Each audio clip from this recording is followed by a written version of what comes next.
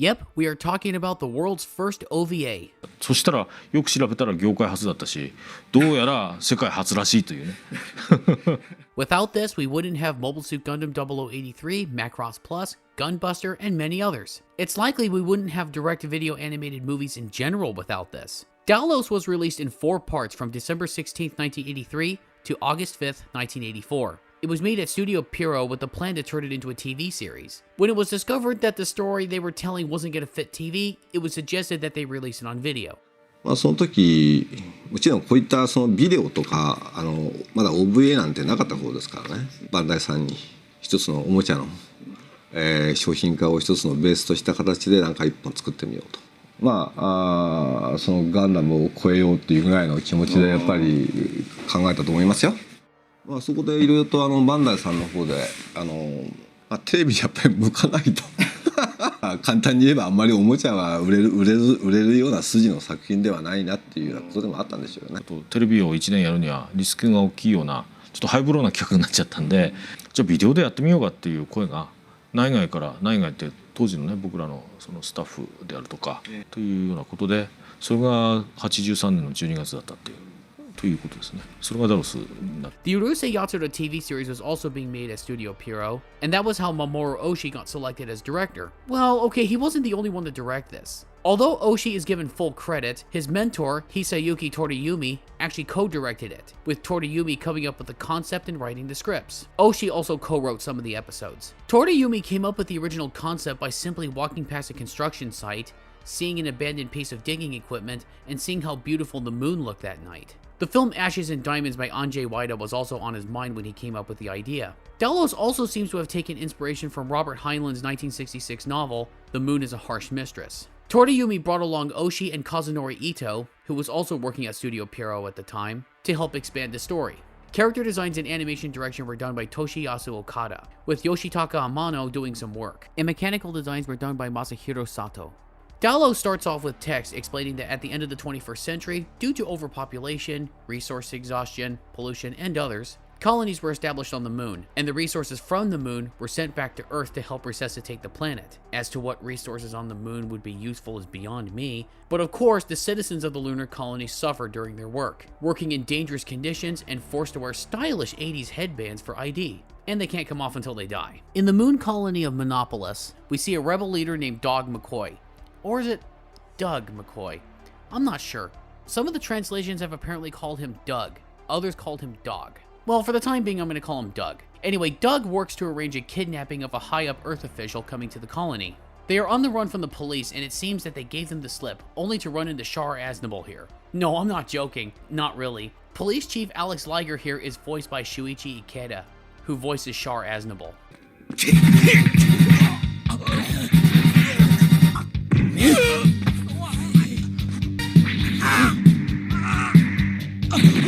しかし司令官殿がなぜここへ？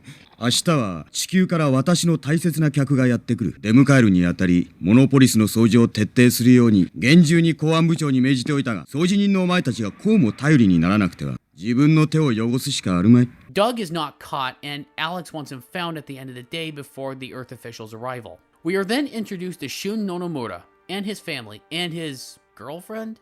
Best friend? Rachel. Living life as best they can, trying to stay out of trouble. よっぽど好きなのね、シュンは。そうでもないけどさ、まだ使えるのを捨てるのはもったいないじゃないか。ほら、これだって圧力伝達装置の接点がちょっと切れただけなんだぜ。When a police dog shows up to cause trouble, Shun has to choke it with the mechanical arm he was working on. This is bad, but then Doug shows up to take away the dog. 宝石採掘用の機械が武器になるとはな。それは別に。分かってるよ。迷惑はかけない。元気でな。その犬どうするんですか？今夜にも俺の腹の中だろうさ。Oh, what's funny is that the thing with the mechanical arm was inspired by the movie First Blood, believe it or not. And the moddable worksite equipment that the rebels used later were inspired by Legos. ハード SF というよりメカモノとして僕ら作りたかった。バンダイの人間としてはそうだったっていうのがあって、話の骨格に乱暴を入れようっていうそういうようなことでつまりランボーの映画の1作目というのは最初もう武器が何もない中で一本のナイフをベースにしてサバイバルをやって最後はまあ大状況になっていくんだけども、その状況みたいな流れみたいなのをメカモノに使えない。だからそこの中で獲得していったものを組み合わせて自分の武器にしていくっていう、それはまあレゴブロックみたいな。While on a trip to the inner city with his family, Shun, along with Rachel, see the Earth representative arriving. This is Alex Liger's fiancée, Melinda Hurst. But a disturbance is caused and people are quickly rounded up, Shun being among them. He is taken to Alex, and while he is found to be no threat, Alex realizes something about Shun, that he is the younger brother of Tatsuya Nonomura, who was said to be the mastermind of a terrorist attack on a subway called the Bartholomew incident. 犯人たちに対する統括局の処罰は甘いものだった。終身刑という名目で土星開発に従事。そんな手ぬるい処置では過激派の連中を増長させるだけじゃないか。Alex has him thrown in jail for later questioning, but he and others are broken out by Doug, using a modded mechanical arm. すげえもん作ったな。ちょっとしたもんだろう。静かな夜で結構だな。Alex takes Melinda on a tour of the lunar mining operation, but that's not the only thing they see. アレックス、あれはダロスだ。誰がいつ作ったかわからない。だが開拓民たちは神と崇めている。わずか半世紀の歴史の中で神が生まれ、伝説が語られる。However, the tour is cut short as rebels and mining equipment capture the shuttle and prevent it from taking off. Alex and Melinda make their escape into suits while the rest of the crew isn't as lucky. Ew. But in the long run, Melinda is captured. Oh, and Shun shows up to help in his own way. Doug takes him back to their base and declares they have what they need to make their demands to Earth. Now, I am watching all the installments in chronological order, but when Dallos was getting released, Part 2 was the first volume to get released. Then Part 1, then 3, and 4. それはどういうふうなねいきさつでね、あんまり記憶ないんだよな。なんかそれはむしろ販売側の一つの作戦だったのかもしれませんしね。その当時広告代理店の担当だった人がずっと話を聞いてた時に、第2話の方が派手だからそっちから行こうって言ったからですよ。なんか安易だったんだけど、それはね、なんかスター・ウォーズも真ん中からやろうみたいなことだったのかもしれないけどね。By taking Melinda hostage, Doug is hoping to force Alex and the Earth to the negotiating table. Sadly, this doesn't work, and Alex is working even harder to destroy the rebels with extreme force. Violence is escalating on both sides, and the government of Monopolis is not happy with this situation. They feel this will only add more people to the cause of the rebels. They want to come to terms with the rebels and wait for further instructions from Earth, but even with modded suits, Alex feels that he can still crush them. Meanwhile, Shun is talking to Melinda, becoming friends and learning more about Earth from her. Keep in mind, we are told this, never shown it. We never have any real scenes between Shun and Melinda where they learn about each other, or Melinda learning more about the Lunarians' plight. Rachel is upset about all this, probably even jealous. 今まで地球のことなんか気にしたことなかったじゃないの。急に興味が湧いてきたわけ。地球のことで頭がいっぱいなわけ。なんで地球なんか気にするのよ。週に関係ないじゃない。地球なんて一度も見たことないくせに。達也兄さんもかな。Meanwhile, the police attack the rebels with cyborg dogs. Sure, they're merciless and pretty cool and all that, but they're nowhere near as awesome as the laser tigers from Cyber City. After doing an investigation of the area, Alex sees Melinda gone but notices Shun's work belt there. Out in public, he tracks down Rachel. I'm assuming he knows she's friends with Shun because he has her in the database? Okay. 仕事は過酷だし生活も厳しい。この世界の人たちは何をよりどころにして生きているのか。成功して地球へ帰ることか、それともこの地で名声を得ることか。ダロス。The people are angry that the government units are gathering around Dallos.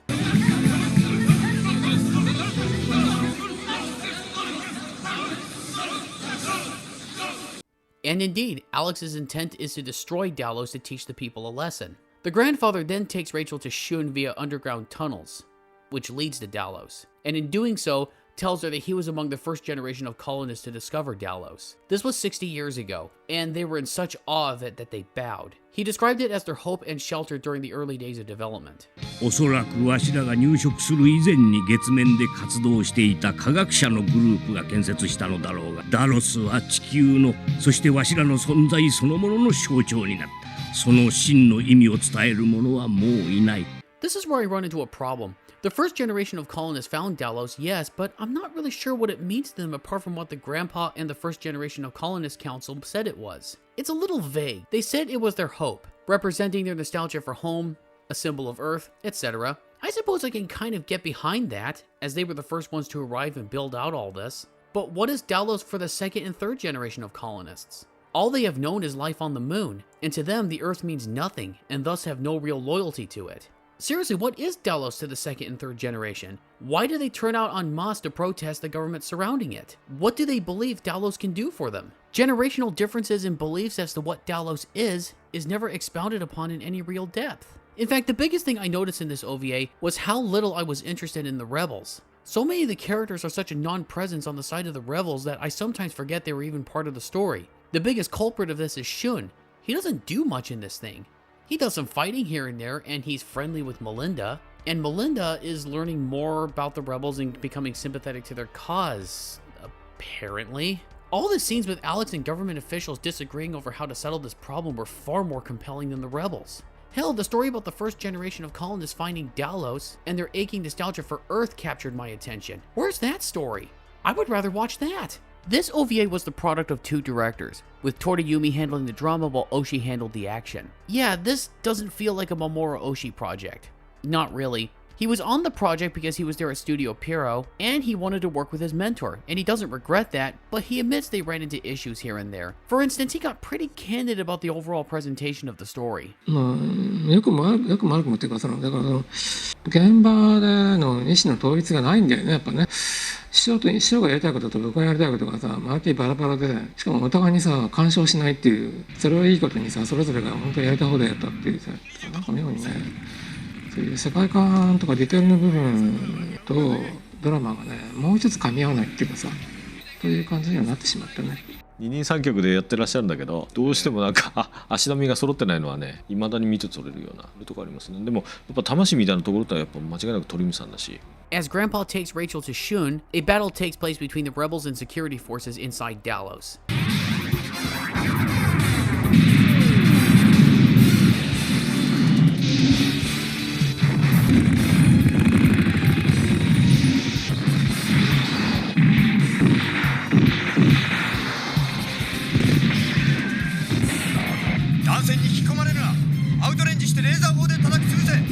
The constant laser fire does damage to Dallos and it starts to fall apart. This all culminates in an encounter between Shun, Alex, Melinda, Rachel, and Grandpa. 君には人を殺すことはできん。だが、私にはできる。アレックス、撃っちゃダメ。メリンダ。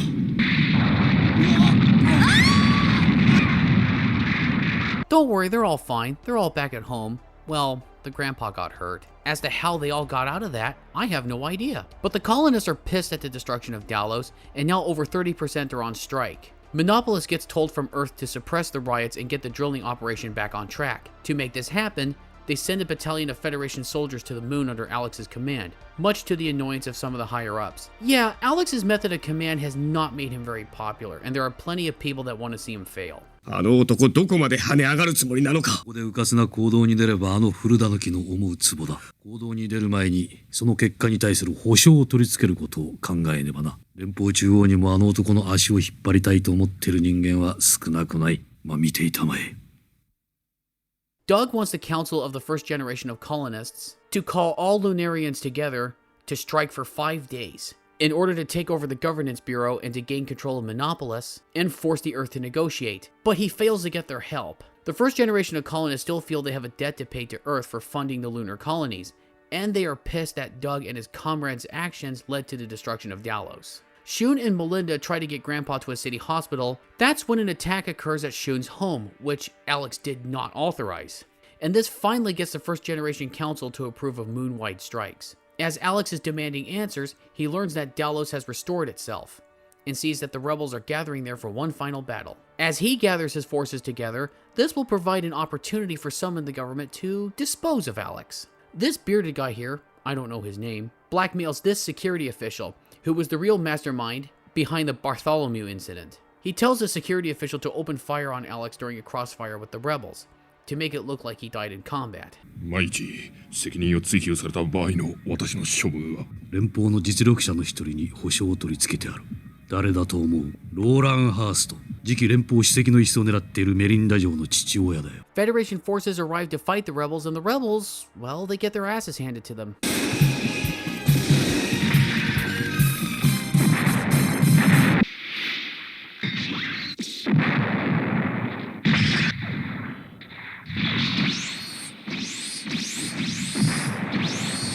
Public security officials try to kill Alex in the crossfire, but that's when Dallos wakes up and just starts to kill rebels and Federation officials indiscriminately.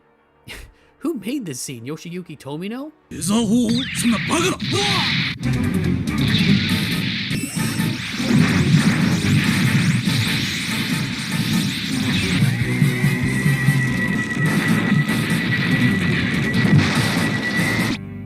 中隊消滅。主流軍 C 中隊消滅。撤収中の地上車両各所で消滅。ポート上空の極限第三小隊消滅。ビッグアイ消滅。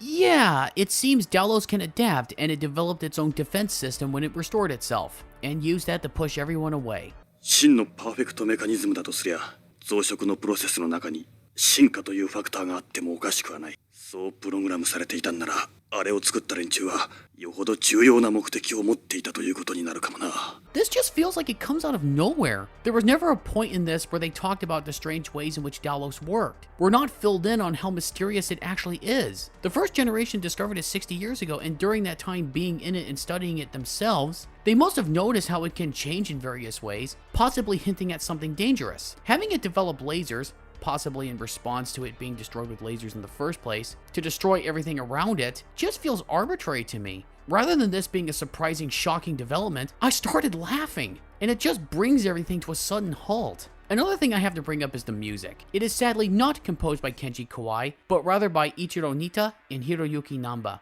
And Oshii didn't like it, but had to deal with it. でそれ確か打ち合わせの先でもそういうこと言った記憶あるんだよね。民族音楽風にとかね、強烈なリズムでとかさ、単調なぐらいに繰り返してとかさ、結局誰も聞いてなかったんだよね。まあ本当に言うとがっかりした。スタジオの若いエスカにさ「どう思うお前」ってさ「あれでやるんですか?」とか言われて「しょうがないな」とか「あれじゃ演歌だよな」とか散々悪い人言ってたんだけど師匠のいないところで結果的にはあれでよかったのかなっていう。It's also worth noting that while directing his part on Dallos, Oshii was also directing the Urusei Yatsura TV series and its second film Beautiful Dreamer, all at the same time. He recalled a story about wanting to leave the studio for a bit to see how the music on Beautiful Dreamer was going. Toriumi got angry with him and told him no, and Oshii felt no choice but to obey. 師匠はさやっぱそのアニメの監督っていうのが根が生えたようにスタジオにいるもんだっていうさという人だったよね。だから鳥さんたちっていうかその師匠たちの世代のおじさんたちっていうか宮さんもそうだけどさあの人たちってさ基本的に音楽ってね誰かにエイヤで任せてさで目つぶって待ってんだよね。音響とか音楽とかねやっぱ監督などがもっと介入すべきだってさ。 This whole thing causes everyone to withdraw. After all was said and done, Shun rescues Alex from all the wreckage and meets everyone else in Dallos. While Melinda says she will go back to Earth and speak on behalf of the colonists, Rachel has become hardened during all this and will continue fighting the Earth. For a time, everything somewhat goes back to normal after Dallos drove back both the rebels and government forces. Miners go back to work, and the soldiers and the government are waiting for further orders from Earth. And despite one of Doug's comrades feeling that nothing was gained, Doug feels otherwise. あいつらがサボタージュに突入したのは俺たちの戦いに共鳴したからじゃねえ。ダロスが破壊されたからだ。この世界は何も変わっちゃいないんだ。そうかなマックス。彼らは働き続けるだろうよ。暗い地の底や真空の世界で。彼らは分かってくれたさ。俺たちの戦いの意味をよ。俺たちが投げた石ころは水面に波紋を作ったのさ。一時的とはいえサボタージュで生産はストップしたんだ。統括局の役人たちも口をつぐんで知らん顔ってわけにはもういかねえ。俺たちの戦いはこれからよ。 Alex loads a shuttle for Shun and his grandfather to go to the Sea of Nostalgia to allow him to see the Earth once again before he dies. The Sea of Nostalgia is a massive graveyard where a lot of first-generation colonists were buried, which is the closest they will ever get to going back to Earth. 帰ることもできず、地球が望めるこの墓地で眠ることを夢とした。もう一度帰りたかった。暖かい地球へ。 The grandfather dies at the site, leaving Shun with a conviction to join Doug more permanently to fight the Earth. Sadly, I have to say that Dallos overall was a frustrating sit. It just feels very unpolished. From the underdeveloped relationships between the primary characters, from the rebels to even those in the higher-ups, unexplored social dynamics among the colonists, more specifically in regard to how the different generations regard Dallos, a lack of real speculation, or some real explanations regarding Dallos that could have helped us as the viewers be in awe of its mystery and power, awkward editing choices among others. 俺の腹ん中だろうさ。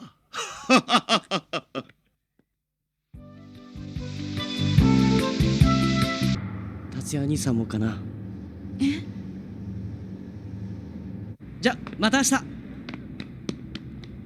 It all just feels incomplete. If those details among others were ironed out more, its open-ended conclusion probably wouldn't leave us feeling like we were cheated out of more chapters in the story. This isn't a bad OVA, but since this is the work of two directors, in some ways it felt like a tug of war between two sensibilities. 別にだけど僕がいなくたってトヨさんやるって言ったらやったと思うよ。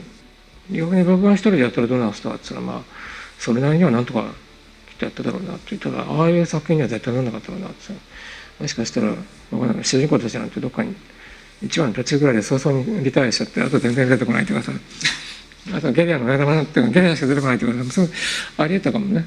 I wouldn't be surprised if Oshii got exhausted working on this one, as he was also working on the Urusei Yatsura TV series and the second film, Beautiful Dreamer. Beautiful Dreamer got released in 1984, and that was a far more complete work, where Oshii said he finally understood how to make a film. Oshii got full credit on Dallos, but it's not really his. It seems to really belong to Hisayuki Toriumi, as Shigeru Watanabe admitted. This is one OVA that seems to have fallen through the cracks in anime history, and given the result, I can kind of see why. Just because something came first, it doesn't always mean it's the best. Still, I do recommend it to Oshii fans, so you can at least see some of his humble beginnings. And I recommend it to anime fans in general, just so you can say, I saw the first OVA ever made.